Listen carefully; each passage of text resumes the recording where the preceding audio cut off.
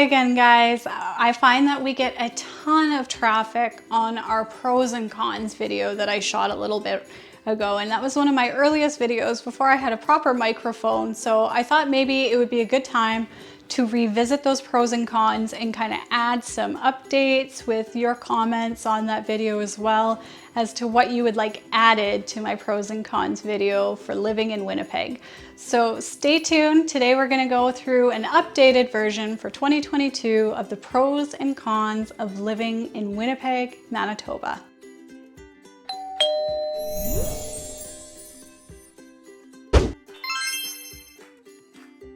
So pro number one, and I think this should always be pro number one, but really it is the people. We have license plates here that say friendly Manitoba, and that is for a reason. The people here are truly friendly. You're going to have to get used to standing in a grocery line or bumping into somebody on the street and them saying hi and realizing you don't actually know them, they're just friendly, and that's okay. We are a population of 700,000, actually well over 700,000, and even so it feels very much like a small town atmosphere here where everybody seems to know everyone and has that friendly small town vibe. Also, you're going to find as well that there's usually only 2 to 3 degrees of separation between you and someone else once you're bumping into people and getting to know them. So definitely pro number one is the people here. Con number one, and it's a big one, and it's probably the number one concern, number one or number two. There's two major ones that I get when people are moving here, and that is crime.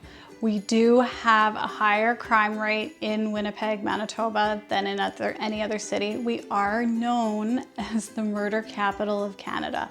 And I shouldn't laugh when I say that because it is true. Statistically, per capita, we do have higher violent crime rates here. Now, I want to comment on that in that this is not a city where you necessarily have to be looking over your shoulder when you're walking down a dark street at night. I truly don't feel that way in my neighborhood. A lot of the violent crime that we see here is often gang related or domestic disputes. There are some very violent domestic disputes, but it's often within a certain region or regions within the city of Winnipeg. So if you're staying away from these higher crime areas, it's not something where you have to worry daily about getting attacked or anything like that. I am not concerned walking down a dark street at night.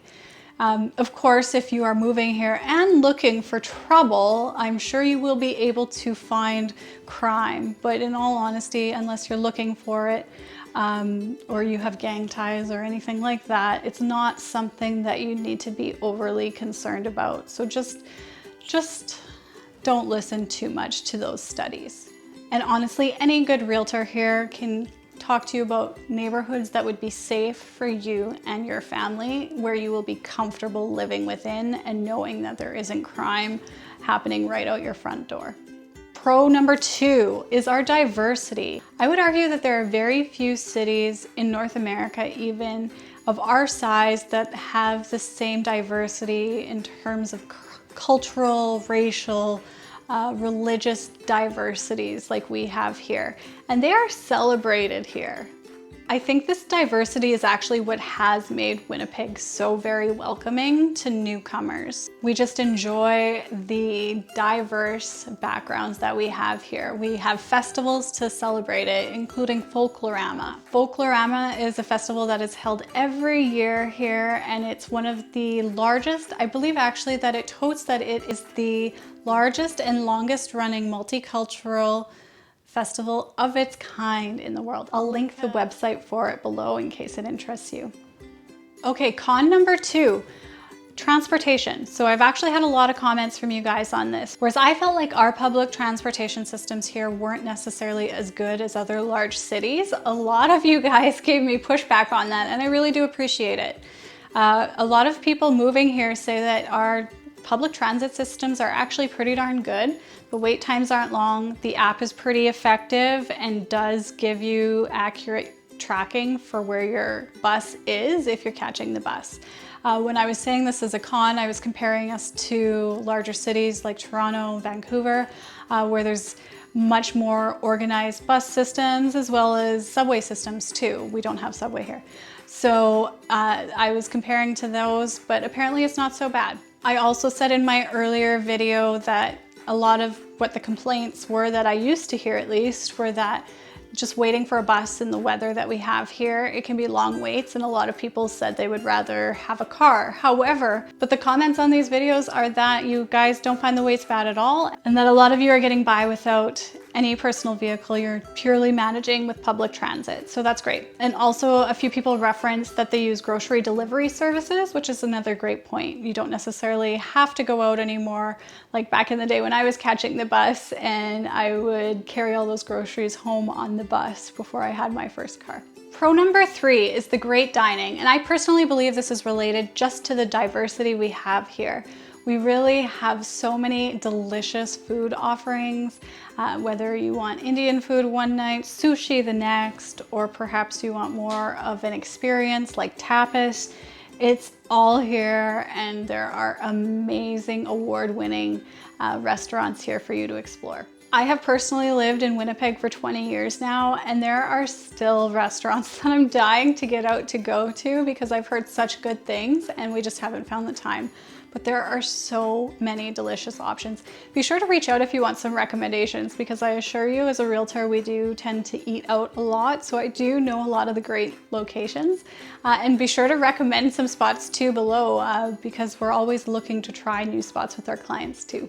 Con number 3, and this is still a big con here in my opinion, is construction season.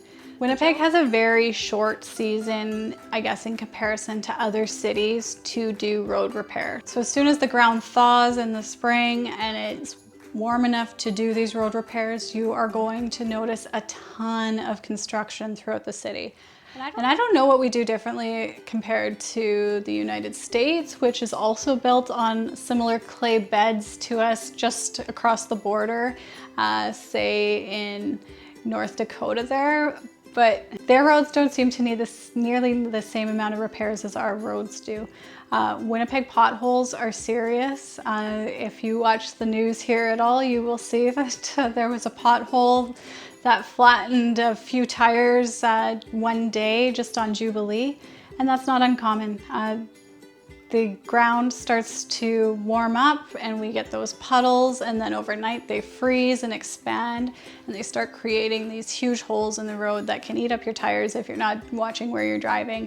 So the construction is very necessary. I would love to take some notes from what our friendly neighbors are doing south of the border and see why their roads hold up compared to ours, but that might be just something I never get to the bottom of. But yeah, just be prepared for construction season. The joke is in Winnipeg is there's 2 seasons, winter and construction season. And it's true, you'll see construction go well into October. Then once that snow starts to stick and the ground starts to freeze, all those construction areas usually are taken down until the following May, June kind of start. But just be prepared for some lane closures and detours and perhaps extended commutes if you're going through a major construction area here in the summer. Pro number 4, our cost of living here is substantially lower than that of other large cities in Canada. So if you look at the national average for homes across Canada, what you're going to find when you compare that, the national average at least, to Winnipeg, is typically we are around half of the price for an average detached home here as you are in any other major city in Canada. So right away, your monthly mortgage payments just from moving here can be cut in half. Another thing to consider, and a lot of people moving to Winnipeg are concerned about heating costs because it is a colder province and we have long winters here. However, what you're going to find when you move to Manitoba is that we are a huge hydroelectric exporter. We have the big dams up north in Manitoba, and as a result, we're getting our electric kilowatt hours at usually 1/3 of the rate of what other provinces are paying. So there are people actually in Winnipeg that elect to have an electric furnace instead of a gas furnace because the energy cost is not substantially more. Like we're talking maybe $10 to $20 more a month to go to electric right now, although there are carbon tax levies coming on natural gas, so that might actually level out this year. But yes, our electric here, very, very low cost. It is not common to receive an electric bill here of over $100 a month unless you are running something more substantial within your home. Another thing about Winnipeg when it comes to the cost of living is that Winnipeggers are known to be incredibly frugal folk. If you are into thrift shopping or garage sales or bargain shopping, there will be options for you. There are many communities here that are known for their annual community garage sale, and those are events. You drive in those areas on a Saturday when they're hosting these garage sales and you can't even find parking if you're trying to show homes. So just know that there are very, very well organized garage sales and other thrift and discount bargains to be found here. Every Winnipegger loves a good deal. Just keep in mind though, if you're looking for more high-end, perhaps designer type items, you are going to be a little more hard pressed to find those items here. There's very few shops, there's some consignment options, and there are a couple high-end stores that you can shop at, but the majority of the higher end retail is done online. Con number 4 are the mosquitoes. So because we are a community that is built around a ton of rivers and dams and floodways too, and also because there are a lot of bodies of standing water and green space here, it's kind of a breeding bed for mosquitoes. If you're not afraid of citronella candles and some bug spray, you'll be fine. If you are opposed to using those items though, just know that oftentimes June to August can be fairly high mosquito months. Although the last couple of years it's been pretty minimal because we have had some pretty dry summers here. But on the more wet summers where we have a lot of rainfall, you will find a higher than average proportion of mosquitoes here. It's not all bad news though. When the mosquito counts start to get really high, what the city does is they will oftentimes fog areas overnight. So you'll get a fogging notice that your area will be fogged overnight that night. And then they have these huge trucks that come down the streets and shoot, I don't know what it is, but some kind of chemical, and it does kill off a lot of that mosquito proportion, and they do that when things seem like they're getting a little bit too high for comfort. There are some neighborhoods in the city though that do not allow fogging, so if this is a concern for you, let your realtor know that it is important to you to be in an area that does fog so that they can let you know which areas don't fog. Pro number 5 are our sports teams. So we have a good array of professional sports teams playing right out of Winnipeg. So starting with the Winnipeg Jets, who are often a playoff contender. They play out of the Canada Life Centre. We also have the Winnipeg Blue Bombers, who won the most recent Grey Cup and the one prior to that, which was prior to COVID. But we're still gonna say running champs for 3 years now at least. So yeah, we have great sports to watch. The Blue Bombers play out of the IG field in the south of the city. They also share their stadium with FC Valor, which is our professional soccer team here. I still haven't actually been to a game, but I hear the games are really good. The Gold Eyes are our professional baseball team, and they play out of Shaw Park, kind of downtown around the Forks area.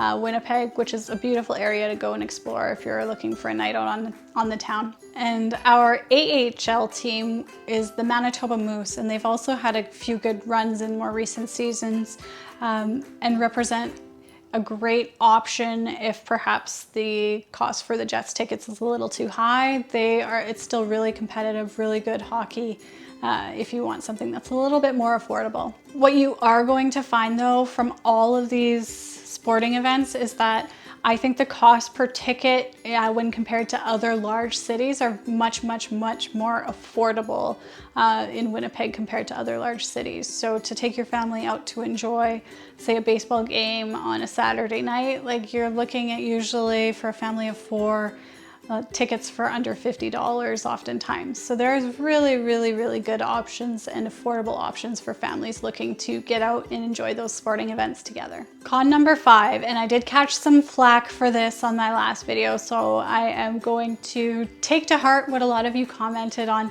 But the con I had was that it's our downtown area, and I'm basing this based on other major cities. Living downtown is oftentimes the dream. The more expensive property is downtown because you're close to everything. You've got all those amenities. However, in Winnipeg, the majority of our homes around the downtown core are often being sold at huge discounts when compared to similar homes in further out neighborhoods. And that's because a lot of people do perceive our downtown to be somewhat of a slum or concerning to live within. Now, I don't like to use the word slum, so I apologize to those that I have offended in using said term. It's just a higher crime rate. There's a lot more homelessness and evidence of homelessness in these areas, although it is happening likely throughout the city. And as well as other major cities. So there have been a number of initiatives in recent years to revitalize the downtown core here, and we are seeing the development of major condo projects, major new workspaces too, just with this goal in mind, but we aren't at the level yet of, say, Toronto or Vancouver when it comes to having that lively, vibrant downtown community. We're still working on it. We're getting there, but it's going to take some time, I think, before we're hitting those levels where the downtown core is having those homes or condos selling at a premium because of the ideal location. But there are great options. There are luxury condos downtown, like Glasshouse Skylofts, which we have shot a video of. I can link it below. Also Canada Life Centre, which is where our pro hockey teams play out of, as well as many major artists come to perform. Waterfront Drive, True North Square, and then I believe it's 300 Main Street. Also has a huge development going up right now that looks just gorgeous. So definitely a lot of exciting things happening downtown. I think there is tons of potential, and I'm super hopeful for all the development that's going in the area and what it will bring for generations of the future. Pro number 6 is our traffic. So I will say that you can get typically from one end of the city to the other in Winnipeg typically in less than 30 minutes, maybe a little bit longer at rush hour traffic. But a traffic jam in Winnipeg does not mean you're stuck for hours on end like it might in other cities. Like, we're talking a long drive if there's a traffic jam or significant amount of construction. Like 60 minutes would be a really long time, and a shockingly long time to take to get home. There are some routes, admittedly, that can be exceptionally frustrating. Oftentimes I find Route 90, it's one of the most frustrating to get down at rush hour especially, but there are plans to expand and widen the portions that are currently getting backed up during that rush hour traffic. So I'm feeling super hopeful that we're going to continue to see improvements in our traffic flow here. But you will find, if you're moving from a major city to Winnipeg, that our traffic patterns here are very minimal commute here. Con number 6 is our winter climate, not summer climate. Summers are beautiful here, but winter, let's talk about it. I got some really negative comments. I had a gentleman that was incredibly upset with me on my last video, in which he said that I was lying about the temperature here. But I wasn't, and I screenshotted all of our December and January here this year because we had an exceptionally cold winter this year, which also had higher than average snowfall. I think it was the 3rd highest snowfall on record. So it was a long, cold, heavy snow winter here this year. And in January and December, what we were seeing were temperatures that were hitting -30 and with wind chill closer to -40. And on a couple really cold days, we were hitting that -50 with the wind chill in effect. Now, keep in mind, this is not necessarily the typical winter weather here, but we had some nasty cold spells this year that went on for longer than average. And it was a little bit Well, if you made it through winter here this year, you can make it through winter here any year. But yeah, we had a lot more of those -30, -40 temperatures this year, unfortunately. Our average low though in Winnipeg through the winter, the coldest winter's month, is usually about -20.2 degrees Celsius. So it's not as cold as what we experienced this past year. And just something that I found a little bit shocking moving here is, and I was only coming from 2 hours east of Winnipeg. I was coming from a city that was not exposed like Winnipeg is, where it's tons of prairies, open farmers fields. The joke here is that you can watch your dog run away for miles because that's how far you can see. And it's true. And when you have that kind of exposure, what you're going to find is the wind chill factor is much higher. I was quite shocked to really learn what true wind chill meant once I moved here, because I hadn't really experienced anything like it before from moving just that short distance away. So the wind chill is really what will get you in the winter if you aren't dressed properly. But I just want to say, if you are living here and you've decided to make the move to live here, I strongly encourage you to just embrace the cold. Dress properly. First of all, if you don't dress properly, Winnipeggers will have no sympathy for you whatsoever if you're not dressed properly for our winters.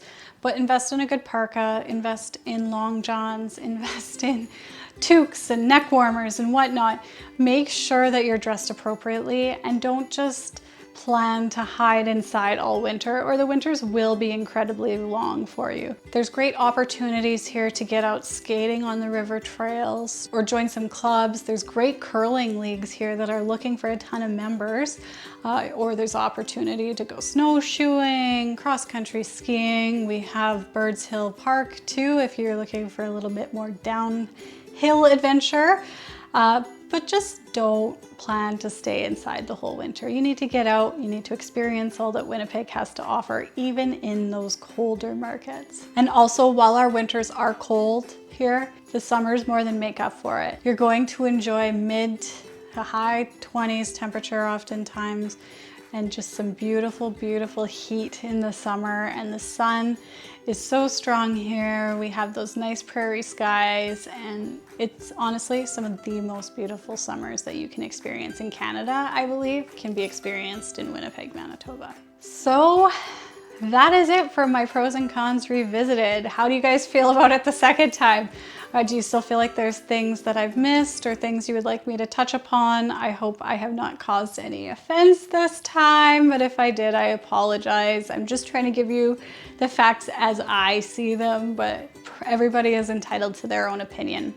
If you feel there's anything I've missed, please be sure to list it in the comments section below. It always helps me improving those future videos, and I do take those comments to heart. Again, I'm Jennifer Queen with the Jennifer Queen team and RE/MAX Professionals here in Winnipeg, Manitoba. Be sure to hit that like button if you found value in today's video, and be sure to subscribe to our channel. We're coming up with new content every week, and I would love for you to see it.